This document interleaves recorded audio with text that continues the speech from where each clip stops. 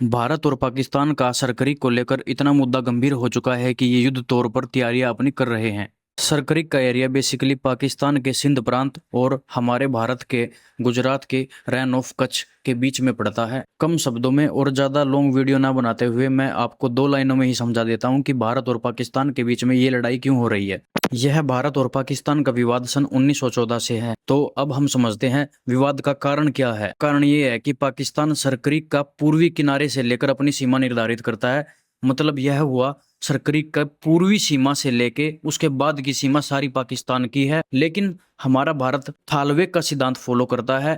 थालवे का सिद्धांत से भारत का कहना है कि जो नदी का गहरा एरिया है वहां से लेके हमारी दोनों देशों की सीमा अलग अलग निर्धारित होती है। अब हम समझते हैं थालवे का सिद्धांत क्या है। थालवे एक जर्मन शब्द है जिसका मुख्य तौर पर मतलब होता है खाड़ी का रास्ता। और थालवे का सिद्धांत सबसे पहले भारत और पाकिस्तान इन दोनों देशों के बीच में ही अप्लाई हुआ था। तब से लेकर थालवे का सिद्धांत चलन में आया और अब यह अंतर्राष्ट्रीय अपनी पहचान बना चुका है। अब हम समझते हैं थालवे का सिद्धांत क्या है। थालवे का सिद्धांत केवल नदियों के ऊपर ही लागू होता है। मतलब यह हुआ जिन दो देशों के बीच नदियों की सीमा को लेकर अगर डिस्प्यूट रहते हैं तो वहां पर थालवेक के सिद्धांत से वे सॉल्व कर सकते हैं। थालवेक के सिद्धांत के तहत जो नदी का सबसे गहरा भाग होता है जहां पर मालवाहक समुद्री जहाज चल सकता है वहां से लेकर थालवे का सिद्धांत मापा जाता है कि उस गहराई से लेके इस देश की सीमा होगी और उसी गहराई से दूसरी साइड उस देश की सीमा होगी।